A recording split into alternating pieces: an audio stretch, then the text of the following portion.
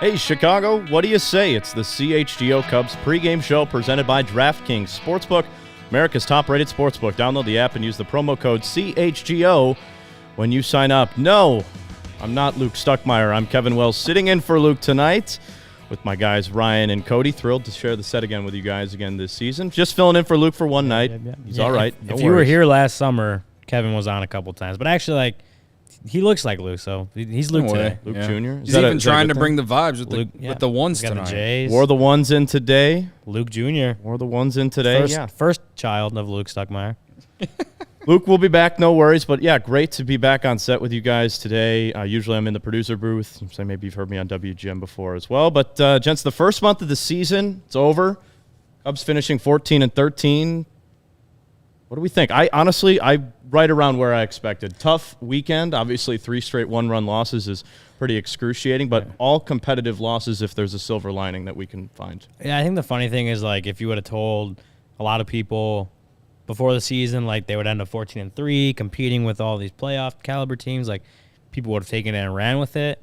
But then you actually watch the games go down, and, people are angry about how the way, especially this last series, but then just a few different close losses that have happened in the month of April, which, people are going to be angry regardless. But I will say, the way the Cubs played for most of April, the fact that, they're still above 500, even though they got swept in Miami, they gave themselves a little bit of a cushion by playing as good as they did for a good stretch there. So they gave themselves a little bit of a cushion. Obviously, you don't want to get swept to end the month, but they're still above 500. They're not that far back in the Central. There's a lot of baseball left to play. It's a good month. Obviously, they have to build on it and have a better month and continue. If they want to make a playoff run, have to be better than what they were in April. But you can, I think people, get further away from April, see what they do in May. But the further we get from April, people can be a little happier and know that they might have done a little bit better than we even expected them to in that month. Yeah, I mean, classic me would be very angry today, or just kind of numb. But I'm trying to remain level-headed. But at the same time, those 3 losses over the weekend were very annoying, especially Friday when they led and then gave up the lead and then lost because Rucker couldn't even get it out in the 9th. And then Saturday, Killian was not great. That's a nice way to say it. But then the Cubs offense was able to bring them back. Probably could have taken the lead and eventually won if they just would have hit with runners in scoring position. Was it 3 different innings they loaded the bases? Yes. 3 or 4? Yeah. Yeah. Yeah, just couldn't get some of those two-out hits. And couldn't. Well, they couldn't. They had the bases loaded with no outs multiple times, twice and couldn't. And got 1 run out of the 2 times they had the bases loaded with no outs. That's just not going to win. It's not how you're going to win ball games. And then a little bit of the same yesterday. I thought yesterday was probably the best game they played of the weekend, and the reason they lost is because Keegan Thompson showed that he was human. So he's been nails all year. But at the same time, I think they went 1 for 7 with runners in scoring position, left 8 or 9 guys on base. To me, that was the story of the weekend. They just couldn't score when they had runners on in big spots. No one could get the big hit when you absolutely needed it. And you're just not going to win baseball games when you don't do that. And so my silver lining is they're all one-run losses. It's not like they went out there and got pounded. It looked like Saturday they were going to get pounded, but they battled back. They made the Marlins starter work on top of making their bullpen work. And I thought that was at least – a little bit encouraging. But, yeah, you lose 3 in a row. You get swept by Marlins. It doesn't feel good going to this series against the Nationals. I will say, though, the Marlins, it's not like they've been a bad team this year. They've been a pleasant surprise. They've put together a nice lineup. They're probably the biggest surprise in the NL East for sure. Their pitching is really good. We were lucky we didn't have to face Alcantara. And, you could tell that their starters were, still out. I mean, Luzardo was really good on Fridays, especially. So they have really good arms. It is what it is about the team. Again, there's plenty of reasons to be concerned, but I think there's plenty of reasons to be optimistic and at least, not hit the panic button. I'm not hitting the panic button. It's the first time the Cubs are really facing adversity as a team. this year. This first time they lost 3 in a row. I think going into yesterday, it was the first time they had lost 2 in a row since opening weekend, I want to say. Or no, the Dodger series. Yeah. The last Dodger series when the Dodgers came home. So I know that wasn't too far along, but it's not like they've been losing consecutive games in a row to start this year. It was against Milwaukee in the first series of the year, and then when they lost 3 of 4 against the Dodgers. Other than that, they've responded from losses to bounce back in a way, get back in the win column. So, again, this is probably the biggest adversity to this point for this team. And now they get to go to D.C., play a team that's not playing well, just got whooped by the Pirates. And, you hope they can bounce back tonight against a team that's just not that good. And you guys are 14-13. Could you imagine being a Sox fan at 8-21? I'm listening to this like I would kill for 14-13 right now. Yeah, all doom and it's gloom. just difficult because now being 2-5 in 1-run games, this was a problem with the team last year. A lot of 1-run losses, and you don't want to just say, "Oh, competitive losses, whatever, it's fine." I know different team this year, but these games against some of these National League contenders are going to come up big down the line. They've played well against AL contending teams, but these NL games mean so much more. Just in terms of playoff seeding, and if you want to, go down that road early on, 1 month in. But what David Ross said after the game was good. He's not putting too much pressure on his guys after. He said, "Hey, listen, they just had the bigger hits in the series. We couldn't get the big hits with 2 outs. Dansby came up a couple times with 2 outs, couldn't get them, but there's still losses, and you do want to keep the pressure on. You got to start winning some of these 1-run games." I thought they were finally going to come through yesterday. What was it, the 7th inning? Velasquez is up there with 2 guys on. Yeah. And he hits the ball 95 miles per hour, 630 expected batting average, right into the third baseman's glove. Segura, right? Yeah. That was the story of the weekend for the Cubs, just nothing going right. And again, I get it. You're not going to hit into a glove if you hit it out of the ballpark, whatever. You still got what you like. As a hitter, you can't control where you're going to hit the ball. The guy hit it as hard as he could, and unfortunately right into a glove.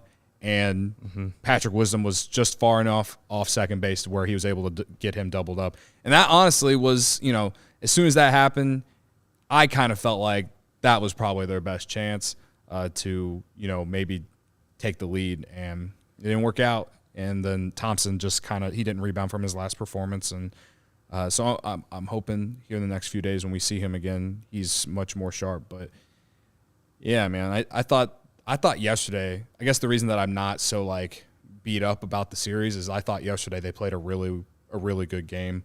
Steele wasn't even his best self, and he was still able to give you 6, and he gave you a quality start because it was 3 runs or less. Still leads the National League in ERA after another quality start. He was good. And then Michael Fulmer, everyone in the chat for the last month been saying DFA. You put him back in a role that he's been good at, and he was great.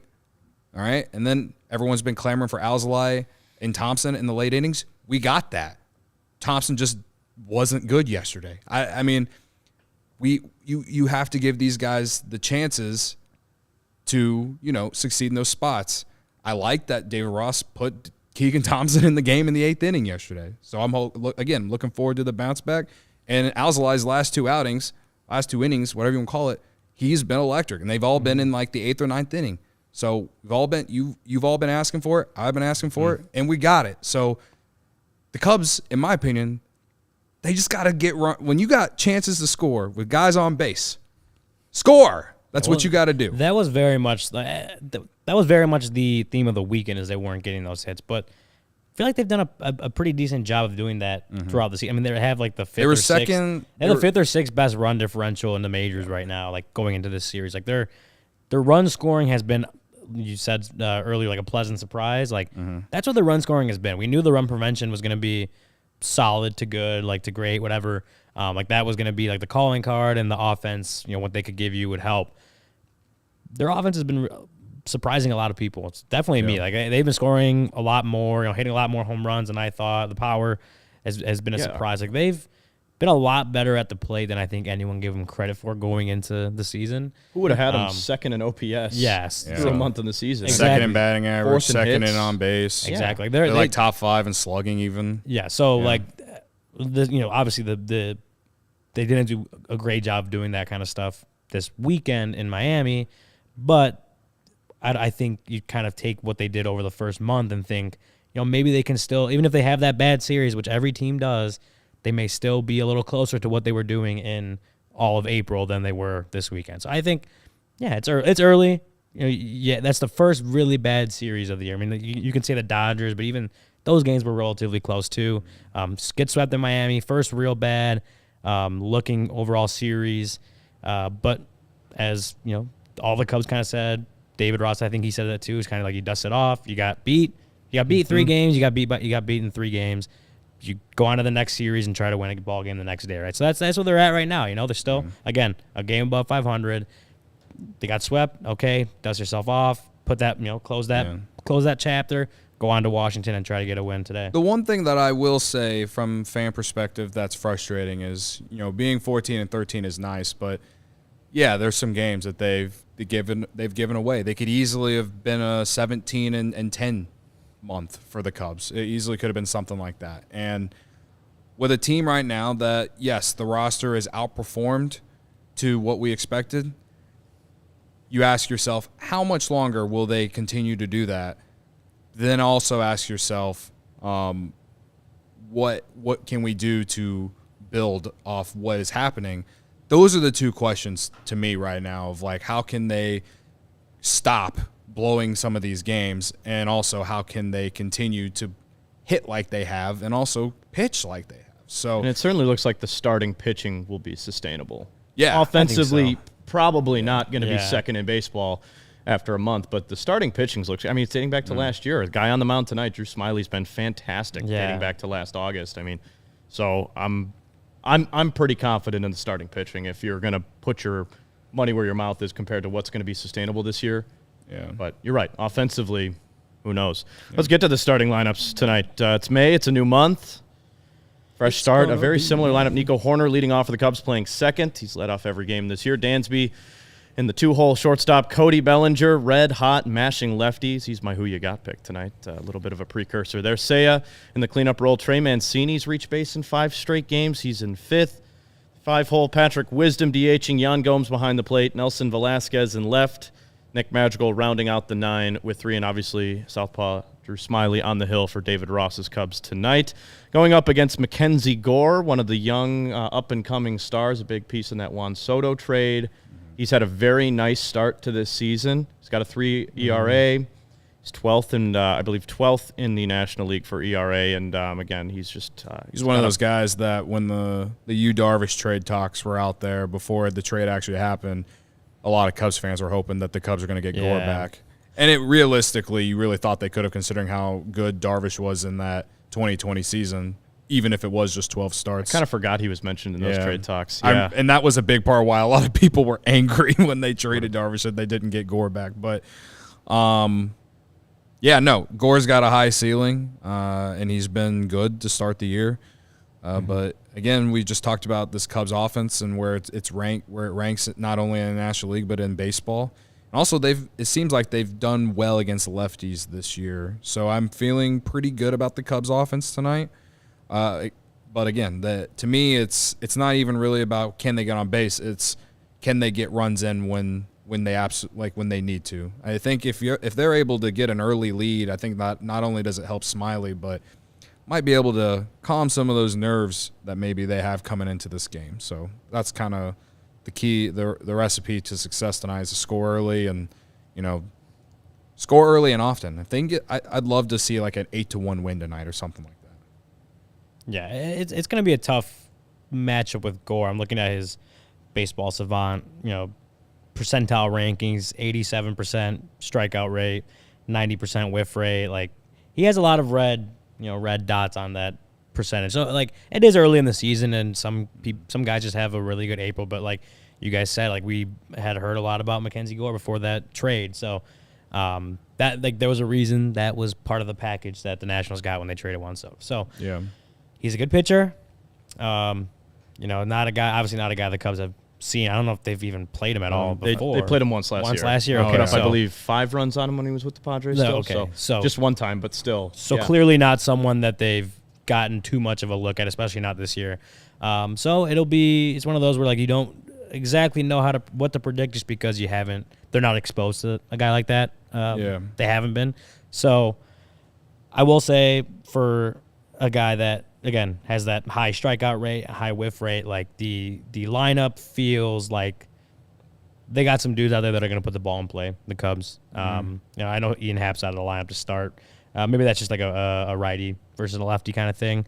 I don't know what his splits are for this year, but he's kind of struggled in the right. They weren't as good as righty. Last time I looked. Weren't as good as what they were last season when we kind of like, okay, he's figuring things out from both sides of the plate. Yeah. I know people still out on Nick Madrigal. I like I like him being. Steven's laughing. Yeah, in the Steven's background. laughing. He's so I've done this one before. Yeah, he's so out on Nick Madrigal, but again, versus a guy with a high strikeout rate, high whiff rate like that, I like even at the bottom of the order, number 9. I like having a bat who more often than not is going to put the ball in play. And again, like I said before, like you put the ball in play, you force the defense to make a play. That's better than just striking out.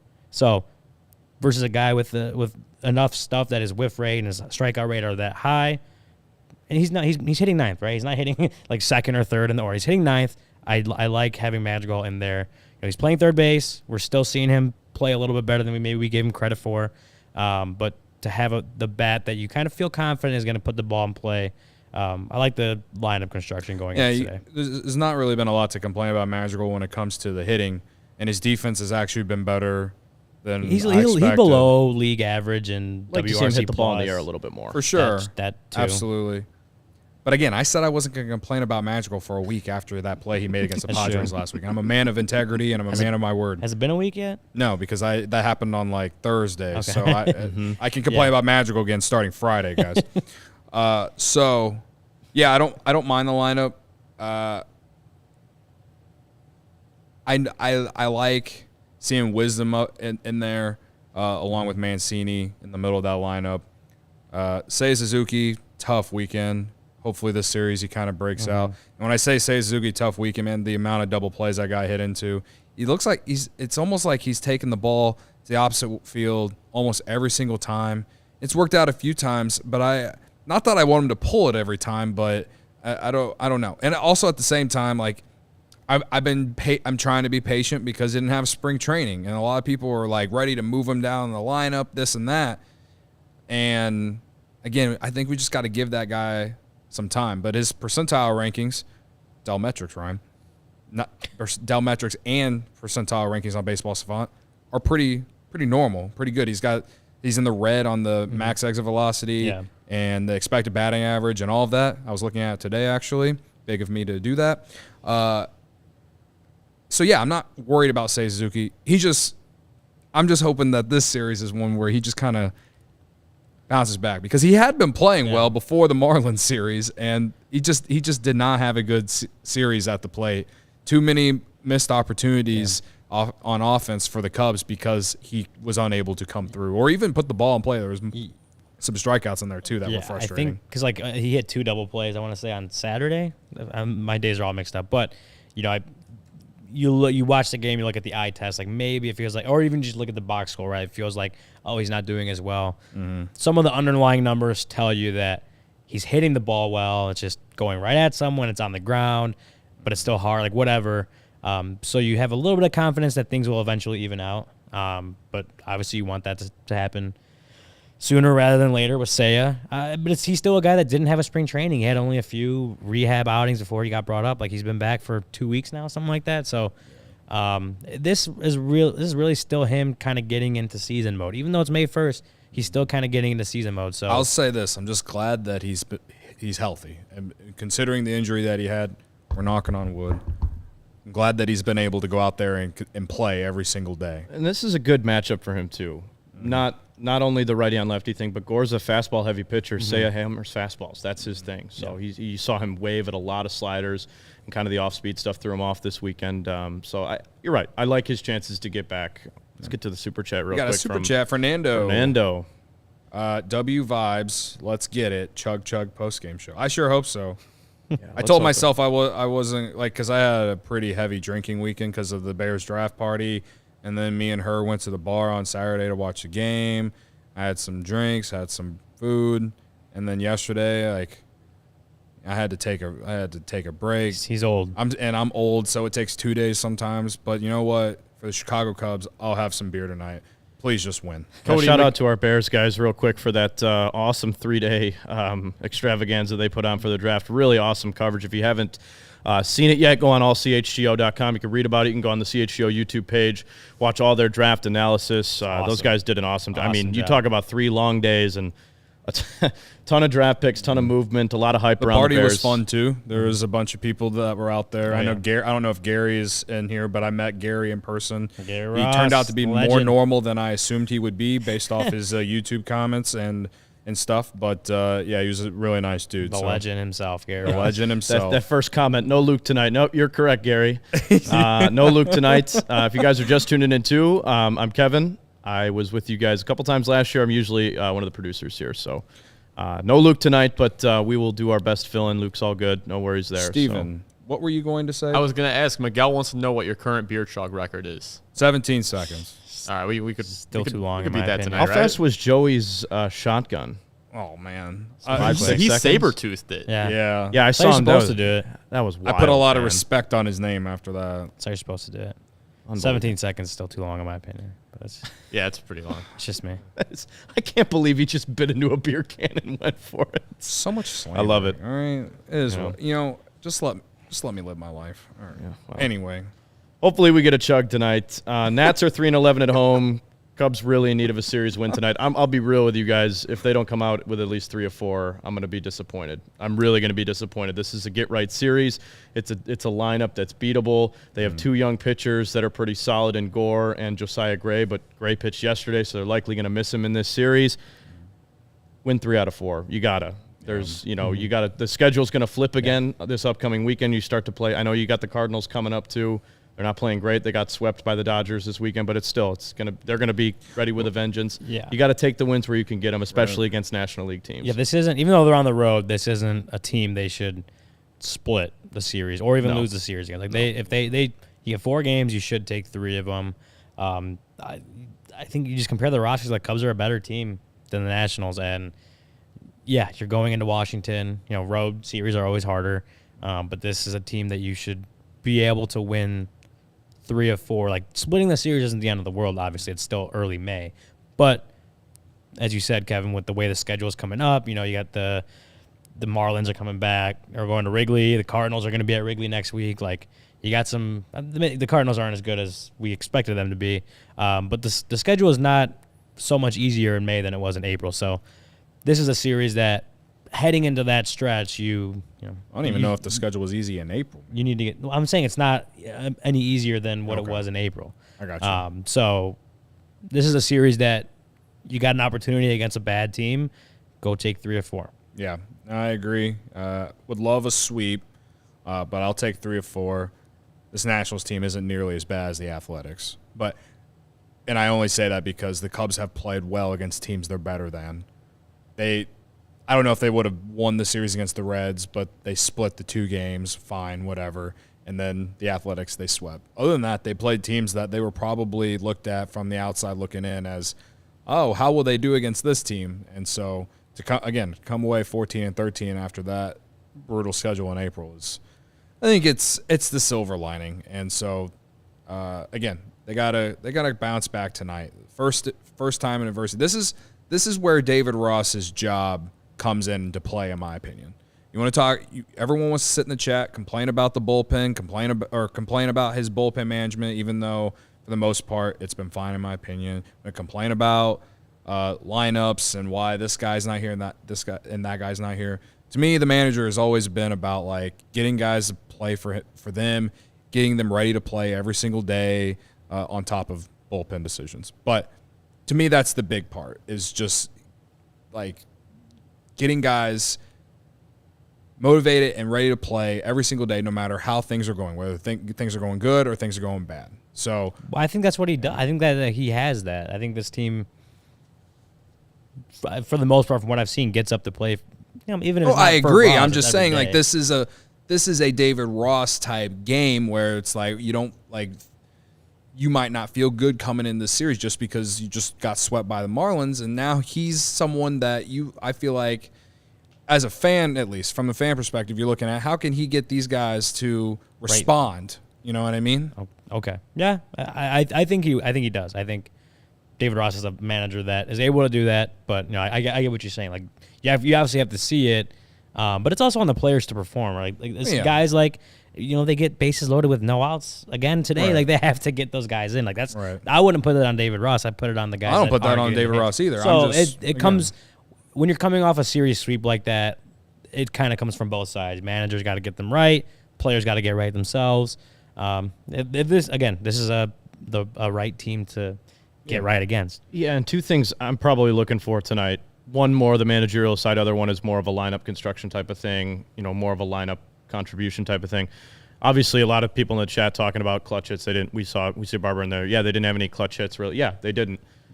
I'm looking for the clutch hit from Dansby tonight. He's been put in these situations a lot over the last week. Hasn't really come through, and I'm looking for a lot of walks tonight from this lineup. Mackenzie Gore strikes out a lot of guys, but he's also second in the National League in walks per 9. So, guy offers. He's got control issues. Yeah, Cubs take a lot of counts, including my guy. We're going to get to who you got in a second here, but a guy who's been seeing a lot of pitches. The front half of this lineup has been taking a lot of walks. Cubs average, I think it was between like 3 and 4 a game, something like that. I don't exactly know the number, but it's more so than last year.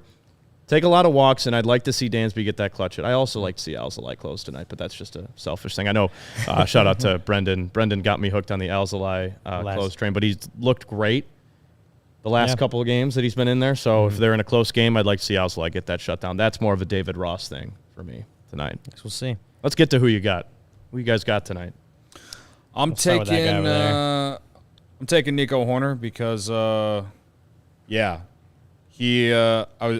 made a TikTok video earlier after I was looking at his stats, and don't laugh at me. I'm a man of many talents at CHGO. Anyway, I was looking at his stats, and I was talking about him, and among National League second basemen, he's top 5 in most categories. But the one thing that makes me excited when I was looking at it, he has the second highest WAR among National League second basemen at 1.2 right now. Fangraphs WAR, at least. Sorry, I believe it. You reached base 25 games in a row. Yeah. Awesome. Only Luis Arias was higher than him. So, and will Luis Arias hit 400 all year? I don't know. But he's also very good at baseball. But all I'm saying is Nico Hoerner is, if there's no one that you can complain about on this team, and it's him. Okay. So I took Drew Smyly, tonight's starting pitcher. This is directly from the Cubs game notes. In Smiley's last 14 starts dating to August 6th of last season, he is 6-3 with a 2.63 ERA, allowing 18 walks and striking out 70. He's allowed 2 or fewer runs in 12 of those starts. His 2.63 ERA since August 6th of last year is third best among NL hurlers. Minimum 14-game start, trailing only Arizona Zach Gallen and the Dodgers Julio Urias. He's been really good since last August. He had that bad start in Cincinnati to start the year. He's been really good since. That curveball has been working for him all year. I think Drew Smyly goes out, pitches pretty well against a not-so-good Nationals lineup. He does his thing and gets me another who you got one. That's what I'm predicting today. I got Cody Bellinger, leads the team in F4. He's man. mashing lefties. He got 4 homers, 4 moonshot home runs off lefty pitchers this year. Another lefty on the hill tonight. Yeah, I got Cody. He's man. like 9th in F4 in baseball. 9th in F4 in baseball. I wrote about it today, allchgo.com. He had probably outside of like March/April of 2019, arguably the best month of his career, which tells you how good that's that where I April got that was. stat from tonight. There you go. Yeah, I did read Ryan's article this morning. It was very good. Go check it out. Allchgo.com. Yeah, I got Cody. Man, he's been so fun to watch. His first month, I have enjoyed every minute of it. Defensively, Gold Glove caliber, just hitting the crap out of left-handed pitching tonight. So that's why he's my who you got. We'll be back with you after the game. Guys, thanks for checking out the CHGO Cubs pregame show presented by DraftKings Sportsbook, America's top-rated sportsbook. Download that app. Use the promo code CHGO when you sign up. Again, we'll be back for postgame following tonight's right after opener. the game. Right after the game. After. And that's for you, Barbara. We will be right live. after postgame. We'll be live right after the game. Game 1, Nats Park. It'll be Drew Smyly and Mackenzie Gore. Talk to you then. Fly the W. Let's hope.